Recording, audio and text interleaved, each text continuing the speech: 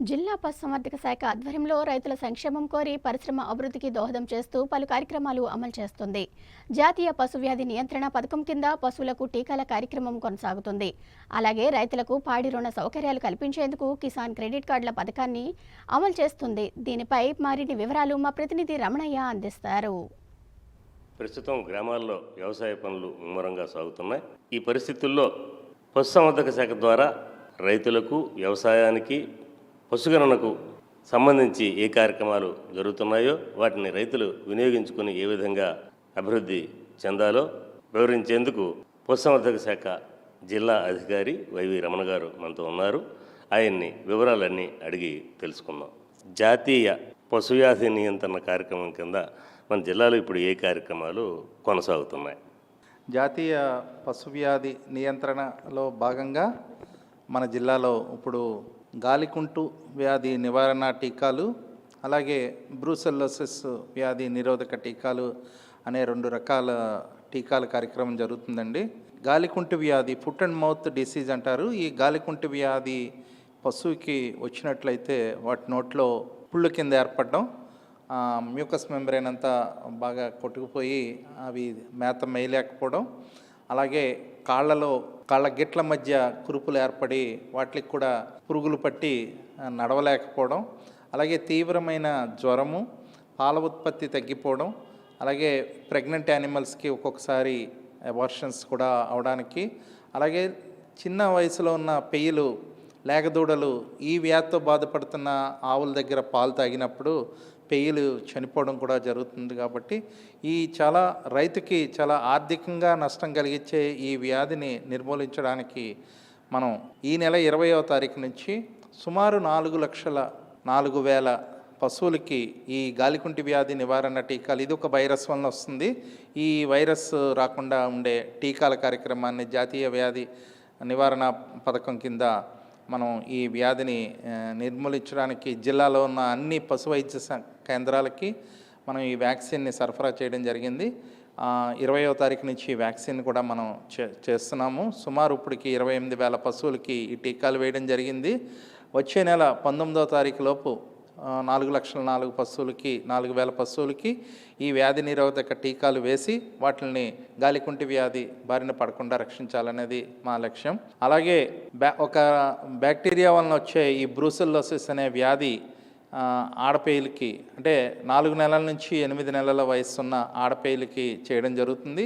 ఎందుకంటే ఈ ఆడపేయి పెద్దదైన తర్వాత, చూడి కట్టిన తర్వాత ఈ బ్రూసెల్లోసిస్ అనే బ్యాక్టీరియా ఎఫెక్ట్ అయితే అబార్షన్స్ అయిపోయి తీవ్రమైన నష్టం రైతుకు అలాగే ఆ పశువు తర్వాత ఇంకా చూడి నిలవకపోవడం, అలాగే కాళ్ళ వాపులు రావడం లాంటి లక్షణాలతోటి బాధపడుతుంది. కాబట్టి అవి రాకుండా ఉండాలంటే అవి 4 నెలల నుంచి 8 నెలల వయసు ఉన్నప్పుడే ఈ టీకాను వేసినట్లయితే అవి తర్వాత పెద్దదైన తర్వాత చూడి కట్టినా ఈ వ్యాధి రాకుండా ఉండడానికి, రైతు ఆర్థికంగా నష్టపోకుండా ఉండడానికి అవకాశం ఉంటుంది. కాబట్టి సుమారు 15,000 ఆడపేయులకి మనం కృత్రిమ గర్భోత్పత్తి ద్వారా వచ్చిన ఆడపేయులన్నిటికీ ఆల్రెడీ గ్రామాల్లో సర్వే చేసి మా వాళ్ళ దగ్గర రికార్డు ఉంది.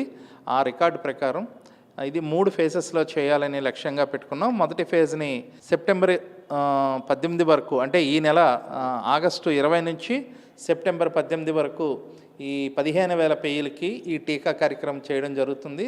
దీని ద్వారా రైతులు ఈ 2 రకాల వ్యాక్సిన్స్ని మా సిబ్బంది వచ్చినప్పుడు తప్పనిసరిగా వారికి సహకరించి వేయించుకుని పశువులకి ఈ వ్యాధి రాకుండా, ఎందుకంటే ఈ వైరస్ కానీ బ్యాక్టీరియా కానీ నివారణ అంటే వచ్చిన తర్వాత ట్రీట్మెంట్ చేయించుకునేదానికన్నా రాకముందే వాటిని prevention is better than cure అని, ఆ వ్యాధి రాకముందే మనం ఈ టీకాలు వేయించుకోవడం చాలా ముఖ్యం. కాబట్టి వారందరూ సహకరించవలసిందిగా పశుసంవర్ధక శాఖ నుండి కోరుతున్నాం. అలాగే ఇప్పుడు ప్రస్తుతం పశుగణన చేస్తామని అంటున్నారు. అది ఎప్పటి నుంచి ప్రారంభమవుతుంది? ఏ సిబ్బందిని ఏ విధంగా నియమిస్తారు? అసలు ఈ పశుగణన జరిగితే రైతులకు కలిగే ప్రయోజనాలు ఏంటంటారు?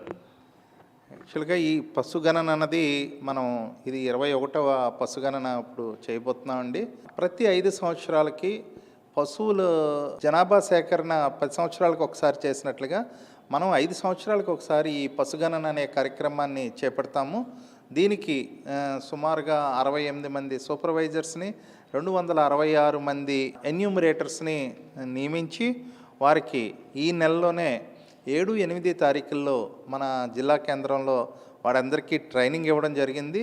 ఈ పశుగణన అన్నది ఎందుకు చేయాలి అంటే మనకి ఆవులు, గేదెలు, లేకపోతే గొర్రెలు, మేకలు, అలాగా 16 రకాల ఈ పశువుల వివిధ జాతుల వాటి సంఖ్య పెరుగుతుందా, తగ్గుతుందా, లేకపోతే మనకి ఏ జాతి రకం పశువులు ఎక్కువగా ఉంటున్నాయి, ఇలాంటి లెక్కలన్నీ మనకి తెలిసినట్లయితే మనము వాటికి టీకాల కార్యక్రమం నుంచి వాటికి పాడి పరిశ్రమకి ప్రణాళికలు తయారు చేసుకోవడానికి కానీ, లేకపోతే గొర్రెలు, మేకలకి నట్టల నివారణ మందులు కానీ వాటికి టీకాలు ఇవ్వడానికి కానీ ఈ ప్రణాళిక అన్నది ప్రతిదానికి ప్రణాళిక ఒక టార్గెట్ అన్నది ముఖ్యం. కాబట్టి మనకి ఖచ్చితమైన జనాభా లెక్కల్లాగా మన పశువుల లెక్క కూడా తెలిసినట్లయితే ప్రణాళికలు కరెక్ట్గా మనం రచించుకోవడానికి ఈ పశుగణన అన్నది ఉపయోగపడుతుంది.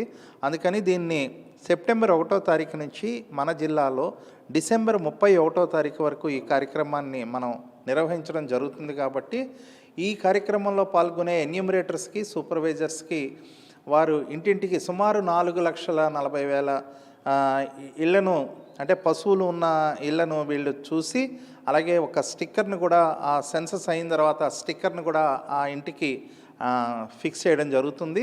కాబట్టి ఈ కార్యక్రమంలో కూడా యజమానులు, పశువుల యజమానులు, లేకపోతే పెంపుడు కుక్కల యజమానులు, లేకపోతే ఈ గొర్రెలు, మేకలు పెంచుకునేవారు అందరూ వారికి ఈ పశుగణనకు వచ్చిన సిబ్బందికి సహకరించి ఖచ్చితమైన పశుగణన జరిగేటట్టు చేయడంలో మేము వారందరూ సహకరించాలని కోరుకుంటూ, అలాగే దీనికి సంబంధించి మన జిల్లా కలెక్టర్ గారు వారికి కూడా ఇదంతా తెలియజేయడం జరిగింది.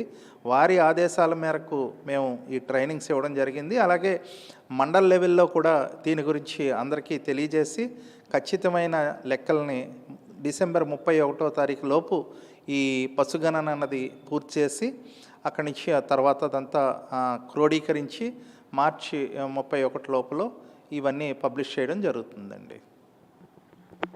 పశుసంవర్ధక శాఖ ద్వారా అమలవుతున్న కార్యక్రమాలను వినియోగించుకొని, అలాగే పశుగణన సమయంలో సిబ్బందికి సహకరించి వారు అభివృద్ధి చెందాలని కోరుకుంటూ కెమెరామెన్ సురేష్తో రమణయ్య, ఎంఎం న్యూస్, విజయనగరం.